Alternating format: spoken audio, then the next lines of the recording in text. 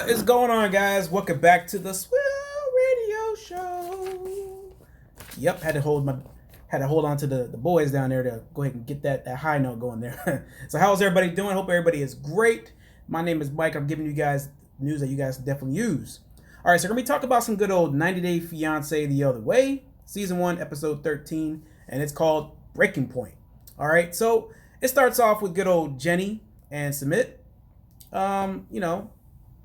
Of course, everybody knows that Sumit sneaks out from his parents' house because he has to go back home for some reason because he's scared to confront his parents and let them know that Jenny's here and he's going to get married to her. So he has to leave, and every single night, not every night, but most of the nights he sneaks out and lets them know that, hey, he doesn't let them know anything, basically. But the problem is, he just let her, I don't know if he let her know that he quit his job, but he did quit his job, so he doesn't have he doesn't have any stable work or anything like that.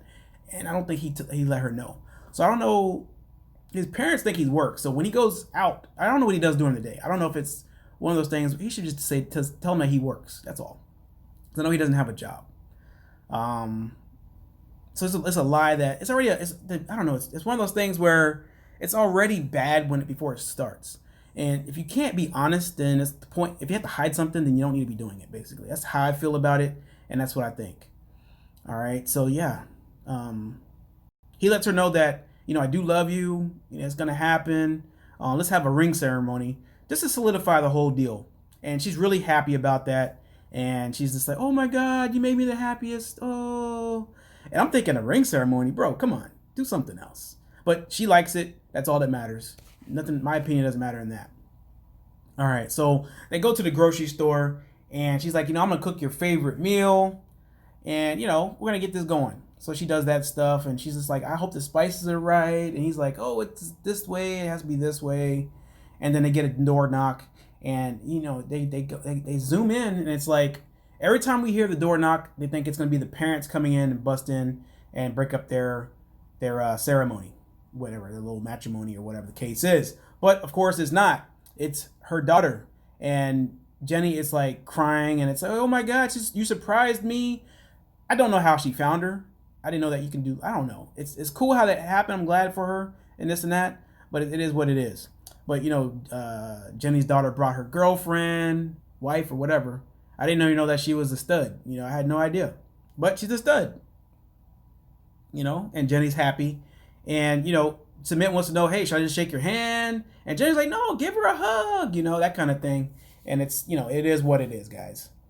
All right, so then we got good old Devin and Jihoon.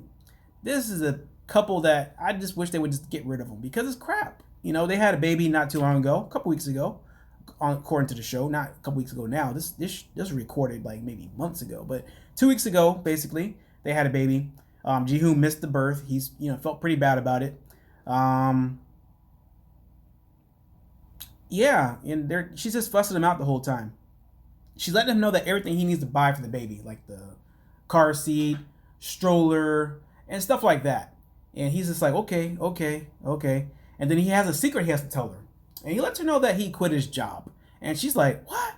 He's like, don't worry, I got it, don't worry. And that's his whole deal. This man's 29 years old. He should figure out what's going on.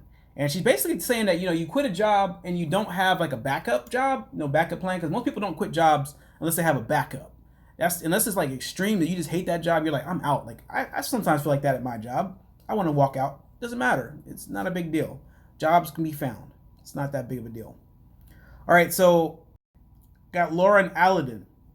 It's only been 1 week since she's been in Qatar, and they're planning the wedding and everything like that. But they're going to the beach for the day, and Aladdin is really happy and excited. Laura, not so much. And he's like, why are you not happy? She's like, I'm not happy to go to a desert. He's like, it's a desert and a beach. He's like, you have deserts back in the United States? And she's like, yeah, but we have beaches too. And she's just throwing the whole deal. Then she busts out crying. And then she lets him know that, hey, I'm homesick. The situation of what's going on. And he's just like, oh, it's going to be okay. And she's just praying that her son, Liam, which states that he will never, ever, ever show up to her wedding. He doesn't approve of Aladdin. And he never will. Never going to call him daddy. Never going to call him stepdaddy.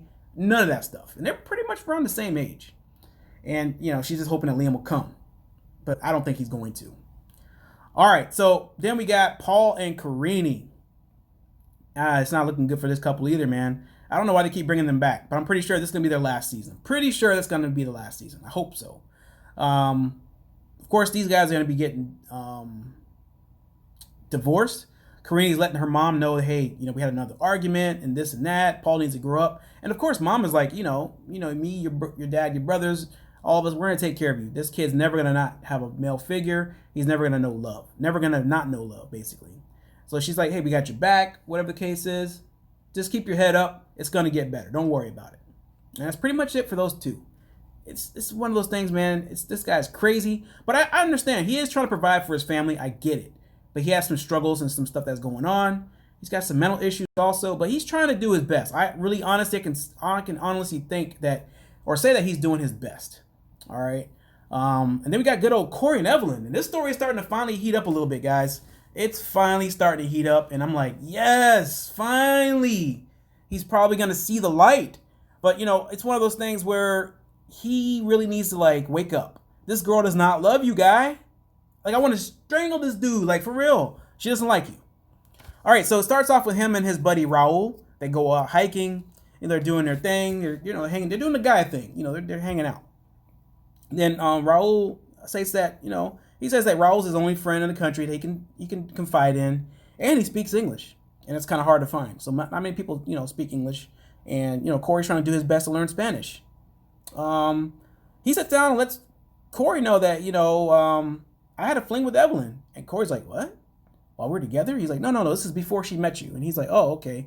Doesn't make it better. It's one of those things if you have your homie, you don't want your homie to smash your girl. That's not the case, man. If I break up with my girl, you can't smash her, bro. That's just that. Or we can't be homies anymore. Simple as that. Not going to happen. If I break up with her, you broke up with her too. But he lets her know that, yeah, we had a fling, and that's pretty much it. And he lets her know that, you're the laughing, he lets Corey know that, hey, you are the laughing stock of the town. Everybody knows that Evelyn cheated on you. Everybody knows. And they call him the Sincatron, whatever that name is, that word with the little bull with the horns and all that. It's like that, lets everybody know that, you've been cheated on. So he confronts Evelyn about everything. And she's just like, oh, he told you that? Really? She's not saying no. She's not saying yes. But she's just like, he told you all that? What? But, he's like, yeah, he let me know everything. Then he's asking, hey, where's your ring? And she's like, I don't know where my ring is. I'm thinking in my head, why did you take it off? Why? And how did he not notice the ring was missing before? I just don't get it, guys. You got the sluttiest chick in the town. She's not cute at all. Not even a little bit. She has nobody. But he thinks that, she's a keeper. But, bro, if you don't see the red flags, I don't know what to tell you, bro. I don't get it. This guy, just want to take him in the room. Give me 5 minutes to tell this guy what's up, and then he's going to hopefully see the light. If he doesn't, I have to smack him around a couple times. But I don't know, guys. Let me know in the comments below what you guys think. Are you guys enjoying this episode? Who is your favorite couple? Who's your least favorite couple? Are there more than one? Let me know in the comments below. We'll see you next time, guys. Peace.